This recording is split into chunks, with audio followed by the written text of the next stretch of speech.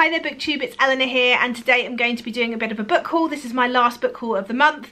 There's not too many here, most of these are ARCs, so yay me, didn't do too much buying at the end of the month, although I didn't do so well at the beginning. The first two books came from a publishing event that I went to, and I picked up both of these. These are both, I think, Gallant's books, they are.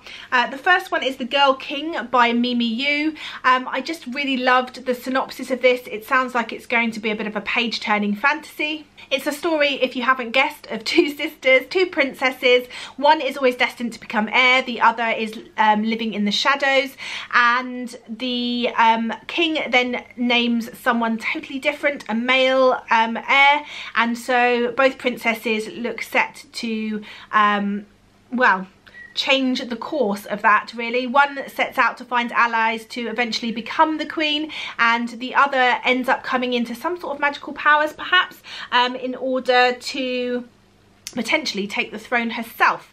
And I think there is shapeshifters in here, werewolf type shapeshifters maybe, and I just think this cover is amazing and I can't wait to see what happens.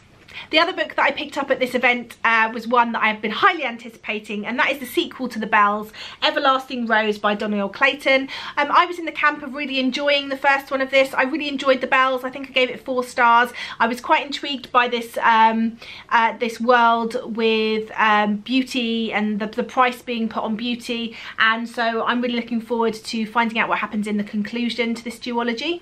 Next, if you've been looking at my Instagram, you know I was sent a very mysterious package and bracelet, and then I was sent the ARC of a book called The July Girls by Phoebe Locke, and surprise, surprise, this is released in July. So let me read you the blurb for this because it sounds amazing.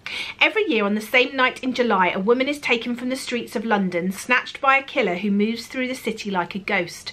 Addie has a secret. On the morning of her 10th birthday, 4 bombs were detonated across the capital.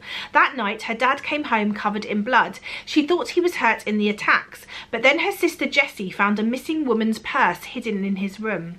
Jessie says they mustn't tell. She says there's nothing to worry about, but Addie starts to realise that her big sister doesn't always tell her the whole story. I just think this is going to be really thrilling and a really good beach summer read. I'll let you know what I think of it when I get to it.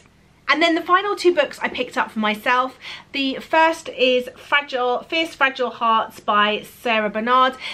This is the sequel to Beautiful Broken Things, which I really enjoyed and I have reviewed, so I will link up here my review of that. But I'm looking forward to diving back into this story and seeing where these friends are now.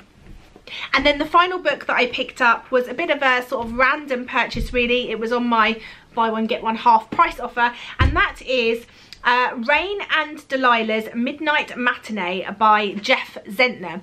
Jeff Zentner has written The Serpent King and Goodbye Days, both of which I haven't read, but Serpent King is on my shelf. And this just drew me in from the blurb really. It says Josie and Delia are best friends and co-hosts of their own public access TV show, Midnight Matinee. They dress as vampires, Rain and Delilah, perform crazy skits involving skeleton raves and dog weddings, and show the weekly So Bad It's Good low-budget horror movie. But when the end of senior year is coming, and with it big decisions, Josie is torn between staying with her BFF and pursuing her television dream in a new city, while Delia is searching for her dad who walked out 10 years ago. A road trip to Con, a convention for horror filmmakers, may have the answers the 2 girls need. But will Josie and Delia be prepared for life, taking some seriously unexpected plot twists? I just think this is going to be a really interesting look at that sort of time in their lives. I love the sort of atmosphere of this and the sort of horror movie idea and this con. I love a good con story. So I'm really looking forward to trying this one as well. So some really good books to add to my shelves and to dive into. Next month is all about Book Buddy-a-thon. I'm really excited. We're going to be doing this over the whole month of April. If you haven't seen my announcement video, you can check it up here. I also have a TBR star video, which you can check up here if you haven't seen it already. And it's not too late to take part yourselves. So if you fancy finding a buddy and taking part in Book Buddy-a-thon, you can make it as you want. You can do it for the month, you can do it for a week, you can do it for a weekend. I just really love the idea of us all reading books with friends and talking about them together. So let me know if you decide to take part. But these are some more books that I shall be going to add to my shelf now, and hopefully reading plenty of books for Book Buddy-a-thon to make space for them. Anyway, that's it for me, and I look forward to speaking to you soon. Bye for now, BookTube.